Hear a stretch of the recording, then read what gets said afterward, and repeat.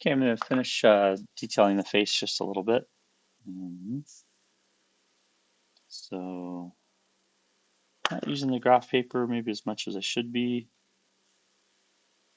And sometimes they actually do smaller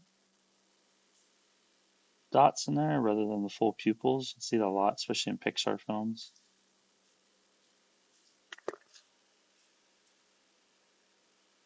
And we might go ahead and start doing a tiny bit of shading and inking too from here.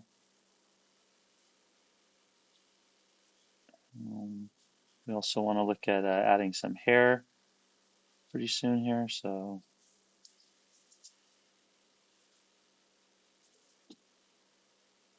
even that up. No expression yet,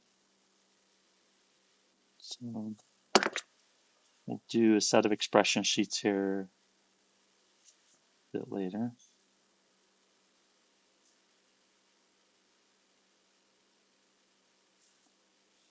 There we go.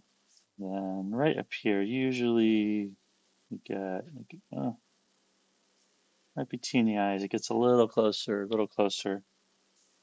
and then there's that bone comes off here.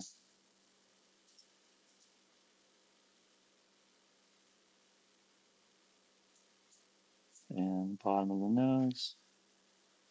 And we'll just do a little triangle. We'll dip and come back in here now with the red. And start chiseling that in.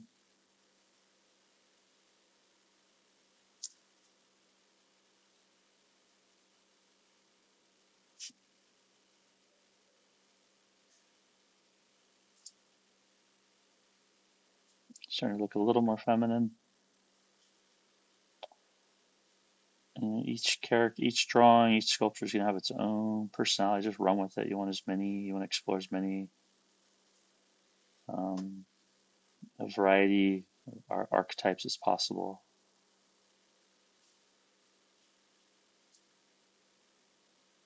And a little shading doesn't hurt.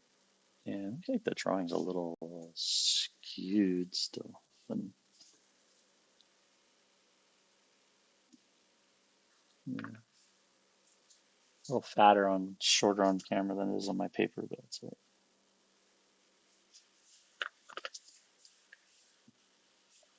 And turning it upside down and sideways definitely helps a lot for your the drawing angle that you have.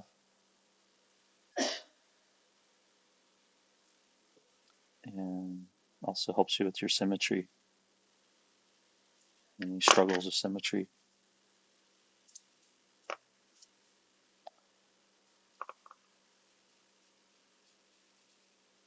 There we go. Helping with the jawline, to the ears, and the cheekbone. Maybe we'll do a little run with the more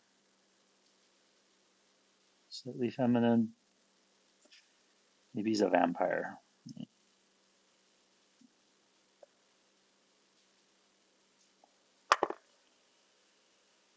And so we could do the prototypical vampire.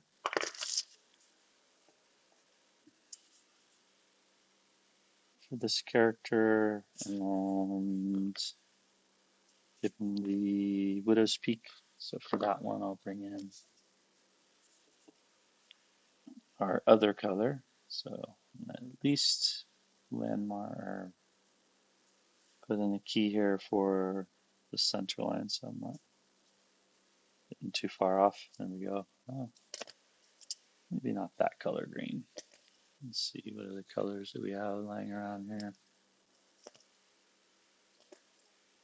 Teal, orange, blue. Well, I guess we'll go teal.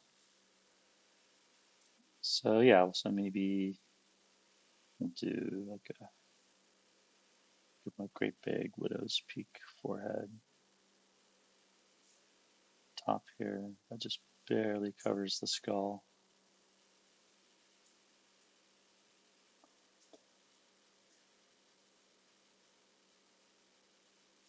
And I didn't put it on its own layer, so all honesty, I forgot. Maybe he's a werewolf character. I also have a similar Widow's Peak, and so but for that one maybe we do that. Maybe he's a very young werewolf, but he still has some of the off the side. And if we're going to do that, then perhaps we then need to up the ears. All right, there we go.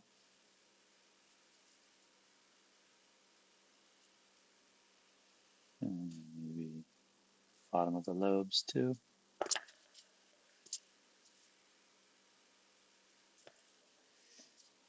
Okay. Yeah, maybe he's a little skinny.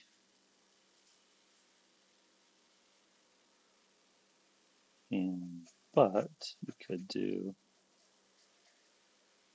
still whiter orange, maybe shaggy hair. I'm trying lightly at this point because I don't have my symmetry lines and everything, so I might have to even them out as I go. But I think that's going to work pretty well. So yeah, maybe even a little hair on his chin, just a little bit. We'll play around with the hair. Maybe make him a little wilder. And bring it down for the sideburns as well.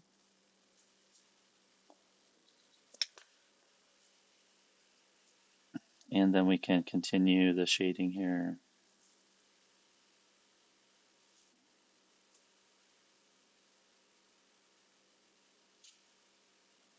Up on the cheeks, sharpen the cheekbones. And this is eyebrows, and then maybe darken the lines in here. Maybe do another eyelid down below. And oh yes, those are eyebrows or the hair, right? So we'll definitely do unibrow for this one.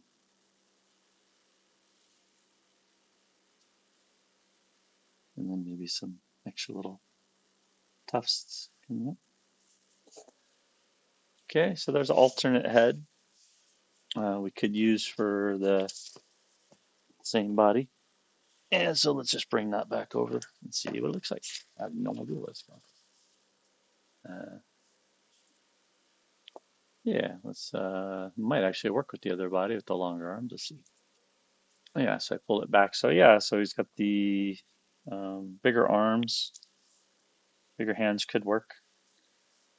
And of course you can see the face in between. So if you have trouble with that, what you'll want to do is just cover that with a blank page, and then you get a true idea of how the different design is going to look. I'll bring that up for you. Okay, so this should give you enough to wrap up your designs. Have fun with it. Scan them in, get some better photos. You know, figure out where the scanners are on campus, and we'll see you in class.